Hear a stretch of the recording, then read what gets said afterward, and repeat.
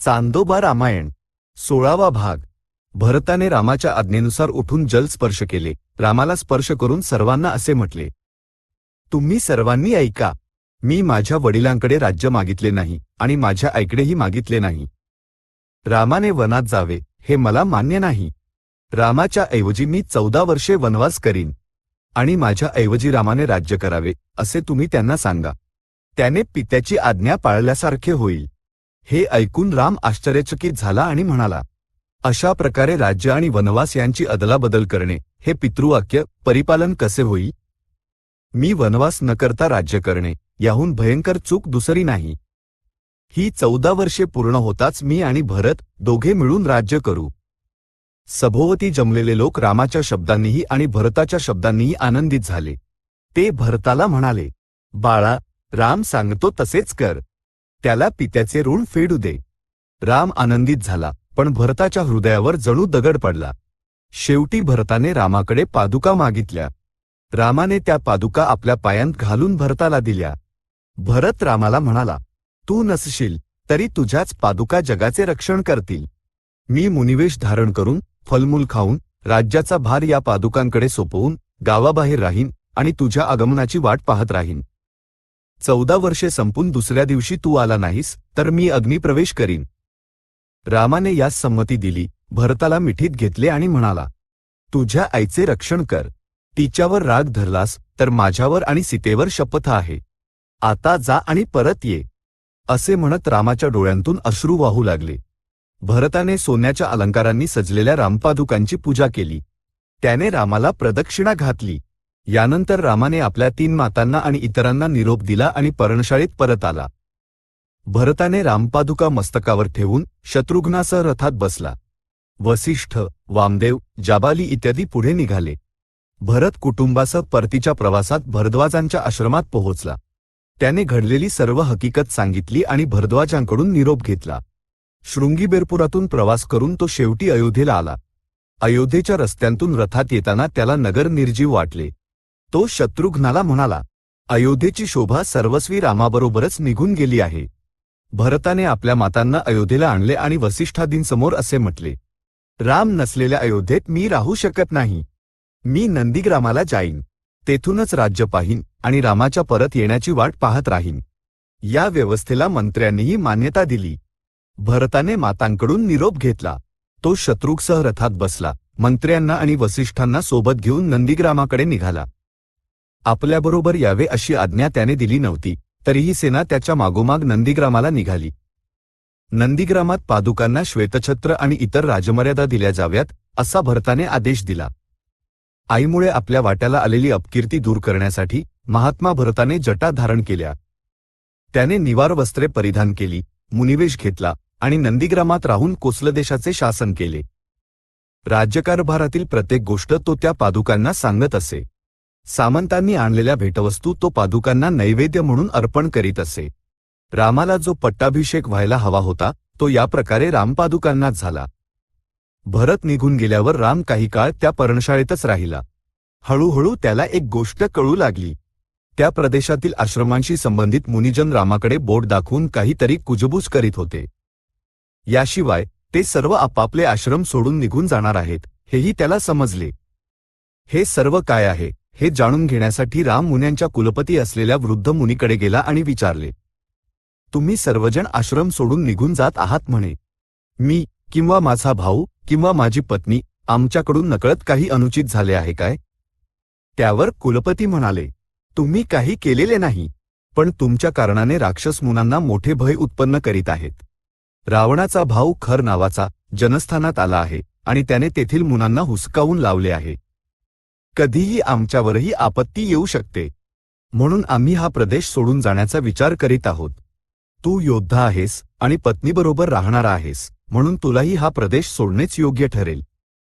यानंतर तेथील मुनिजन फार दूर असलेल्या दुसऱ्या आश्रमाकडे निघून गेले। राम मात्र काही काळ तेथेच राहिला। पुढे त्यानेही ठरवले की आपणही तो प्रदेश सोडणेच बरे। त्यानुसार तो सीता आणि लक्ष्मणासह निघाला आणि अत्री महर्षींच्या आश्रमात गेला। अत्री महर्षींनी त्यांना आपल्या मुलांसारखे प्रेमाने सांभाळले। त्यांनी स्वतःच त्यांच्या अतिथी सत्काराची व्यवस्था केली। यानंतर त्यांनी जगप्रसिद्ध अशी आपली पत्नी अनसूया हिला बोलावले आणि तिचा परिचय करून दिला. त्यावेळी अनसूया फार वृद्ध होती. तिचे सर्व केस पांढरे झाले होते. तिचे अवयव शिथिल झाले होते. पण तिची तपशक्ती अतुलनीय होती.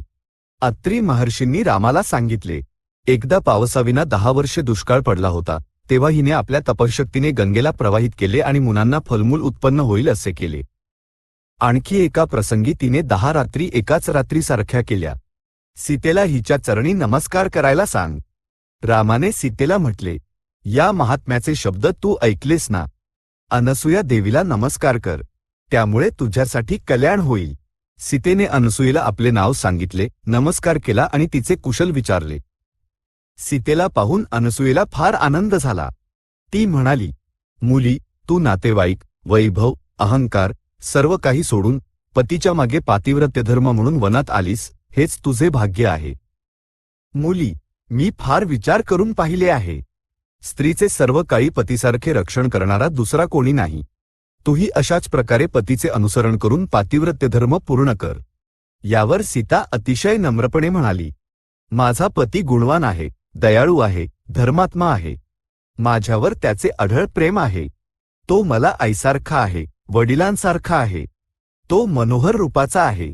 अशा पतीची सेवा करणे यात काय कठीण आहे. मी लहानपणापासून पातिव्रत्य धर्म जाणून घेतला आहे. वनात येताना माझ्या सासू कौसलेनेही मला तोच धर्म सांगितला. आता तुमच्या मुखातूनही तेच ऐकत आहे. सीता मधुर बोलत होती म्हणून अनसूयेला फार आनंद झाला. ती सीतेला म्हणाली, मुली, तुला काही इच्छा असेल तर सांग, मी ती पूर्ण करीन. हे ऐकून सीता आश्चर्यचकित झाली आणि म्हणाली, तुम्ही असे म्हणालात, हेच माझ्यासाठी 10,000 आहे. अनसूया म्हणाली, तरीही माझ्या आनंदासाठी मी जे देईन ते तू घ्यावे. असे म्हणून तिने सीतेला एक दिव्य पुष्पमाळ दिली, एक वस्त्र दिले, काही आभूषणे दिली, शरीराला लावण्याचे उटणे दिले आणि उत्तम सुगंधी परिमळही दिला. यानंतर अनसूयाने सीतेला विचारले, तुझ्या पतीने तुला स्वयंवरात विवाह केला असे मी ऐकले आहे. ती कथा सर्व सांगशील का, मुली? सीतेने अनसूयेला आपला संपूर्ण वृत्तांत सांगितला. माझे वडील जनक महाराज मिथिलचे राजा आहेत. एकदा यज्ञासाठी नांगराने भूमी नांगरत असताना मला ते मातीमध्ये सापडले. त्यावेळी त्यांना संतान नव्हते, म्हणून त्यांनी मला आपली कन्या मानले आणि मला वाढवण्यासाठी आपल्या ज्येष्ठ पत्नीच्या स्वाधीन केले. मला विवाहयोग्य वय आले तेव्हा त्यांना मोठी चिंता पडली. कितीही विचार केला तरी माझ्यासाठी योग्य वर त्यांना सापडला नाही. मग त्यांनी माझा स्वयंवर करावा असा निर्णय घेतला. घरात असलेला महान धनुष्य जो उचलून सज्ज करील त्यालाच मला देऊन विवाह करावा असे त्यांनी ठरवले. कारण दैवांश असलेल्यांखेरीज सामान्य मनुष्यांना ते उचलण्याचीही शक्ती नसते. अनेक राजे स्वयंवरासाठी आले. धनुष्य उचलता न आल्याने त्यांनी नमस्कार केला आणि निघून गेले. त्याचवेळी विश्वामित्र महर्षी राम लक्ष्मणांसह यज्ञ पाहण्यासाठी आले. विश्वामित्रांच्या विनंतीवरून माझ्या वडिलांनी ते धनुष्य मागवून त्यांना दाखवले. रामाने ते धनुष्य सहज उचलले. त्यावर प्रत्यंचा चढवून ओढताच ते धनुष्य कडकड असा आवाज करत मधोमध तुटून गेले. तत्क्षणी माझ्या वडिलांनी कन्यादानासाठी जलकलश मागवला. पण रामाने सांगितले की वडिलांची परवानगी न घेता तो मला विवाह करणार नाही. मग माझ्या वडिलांनी अयोध्येला संदेश पाठवून दशरथ महाराजांना बोलावले. त्यानंतरच आमचा विवाह झाला. ही कथा ऐकून अनसूया अत्यंत आनंदित झाली. तिने सीतेला आपल्या समोरच अलंकार धारण करायला सांगितले. मग तिला रामाकडे पाठवले. रामाने तिचे सर्व अलंकरण पाहून विचारले, हे सर्व कुठून आले? सीतेने सांगितले की अनसूयाने दिलेली भेटवस्तू आहे. राम आणि लक्ष्मण अत्यंत आनंदित झाले. सीता, राम आणि लक्ष्मण यांनी ती रात्र अत्री महर्षींच्या आश्रमातच घालवली. दुसऱ्या दिवशी सूर्योदयाच्या वेळी त्यांनी अत्री महर्षींकडून निरोप घेतला. अत्री म्हणाले, बाळा, या वनात नरभक्षक राक्षसही आहेत. मुनिजन फळांसाठी वनात जातात आणि परत येतात. मी त्यांचा मार्ग दाखवतो, त्याच मार्गाने जा. अत्री यांनी दाखवलेल्या मार्गाने निघून सीता, राम, लक्ष्मण भयंकरी दंडकारण्यात प्रवेशले. अयोध्याकांड समाप्त झाले. चांदोबा रामायण 16वा भाग संपन्न. सद्य स्वस्ती.